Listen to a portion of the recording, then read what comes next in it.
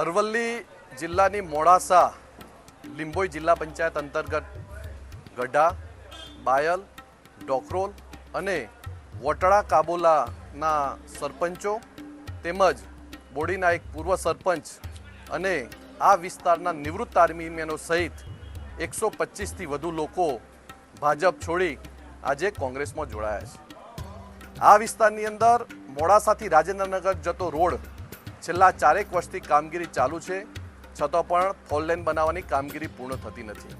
આ રસ્તા ઉપર વારંવાર અકસ્માતો થાય છે। આ વિસ્તારના પ્રજાજનો અને આગેવાનો અધિકારીઓને વારંવાર રજૂઆતો કરે છે, છતાં પણ કોઈ પરિણામ મળતું નથી।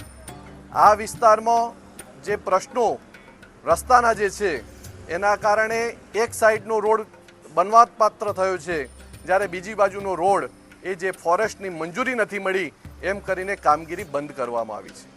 આ રસ્તો ન થતો આ વિસ્તારના લોકો જિલ્લા મથક મોડાસા જવાનું હોય કે હિંમતનગર જવાનું હોય ત્યારે આ રસ્તાની કામગીરી પૂર્ણ ન થતો ખૂબ તોબા પોકારી ગયા છે। જ્યારે આ 125થી વધુ આગેવાનો જ્યારે ભાજપ છોડી કોંગ્રેસમાં જોડાયા છે ત્યારે આ સૌ આગેવાનોનું હું કોંગ્રેસ પક્ષમાં અભિનંદન આપું છું અને આવકારું પણ છું। સાથે સાથે આગામી દિવસમાં ખાતરી પણ આપું છું કે આ વિસ્તારના પ્રશ્નો માટે કોંગ્રેસ પક્ષ હંમેશા ઝઝૂમશે અને વિસ્તારના પ્રશ્નોને વાચા અપાવવા માટે તમામ પ્રયાસો હાથ ધરશે।